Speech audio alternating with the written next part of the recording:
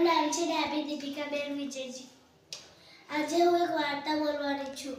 મારી શાળાનું નામ ભવાપુરા પ્રાથમિક શાળા છે. મારી વાર્તાનું નામ બગલો અને શિયાળ. એક મોટું જંગલ હતું. તે જંગલમાં એક શિયાળ મોટું હતું અને બગલો નાનો હતો. બગલાની ચાંચ મોટી હતી.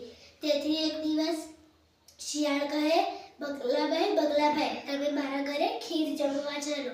ખીર ખાધી. પછી બગલો ચાલતો શિયાળના ઘરે આવ્યો અને શિયાળે તેને મોટી થાળીમાં ખાવાનું આપ્યું. પછી બગલાની ચાંચ લાંબી હતી, તેથી તે ખીર ના ખાઈ શકે અને પછી શિયાળ લપાલપ ખીર ખાઈ ગયું. અને પછી બગલાને પૂછ્યું કે ખીર કેવી બની હતી?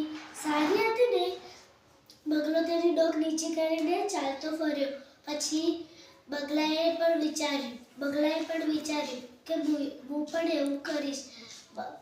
બીજા દિવસ બગલાએ શિયાળને જમવા બોલાવી. તેણે પણ ખીર જ બનાવી હતી, પણ બગલાએ એક મોટી બરણીમાં ખાવાનું આપ્યું.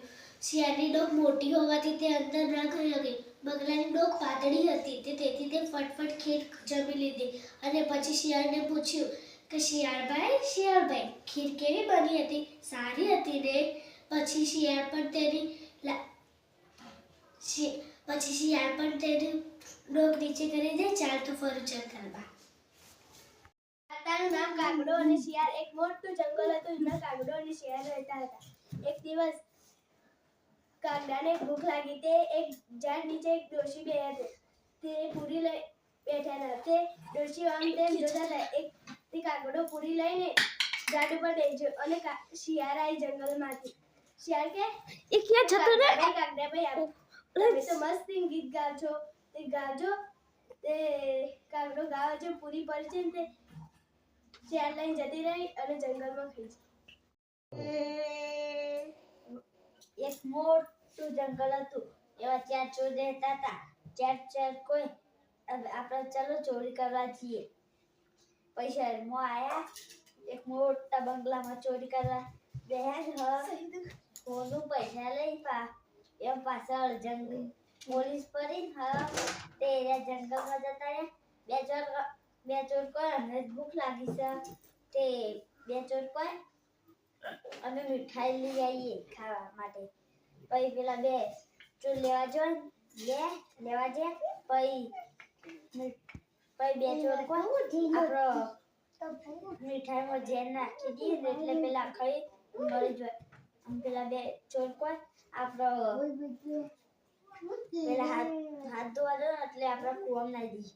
પછી પેલા મીઠાઈ લઈને આવ્યા અને પેલા આલી અને પેલા કોઈ બે ચોર કોઈ અમે હાથ ધોવા જઈએ. પેલા હાથ ધોવા જાય તે બે ચોરે કુવામાં નાખી દીધા અને પેલા બે ચોર ખાધું તે મરી જાય. લાલચ પૂરી.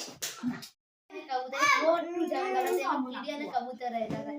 એક દિવસ પૂર આવી રીતે કીડી પાણીમાં કબૂતરની નજર તેના ઉપર પડી. તે કબૂતરે પાંદડું તોડીને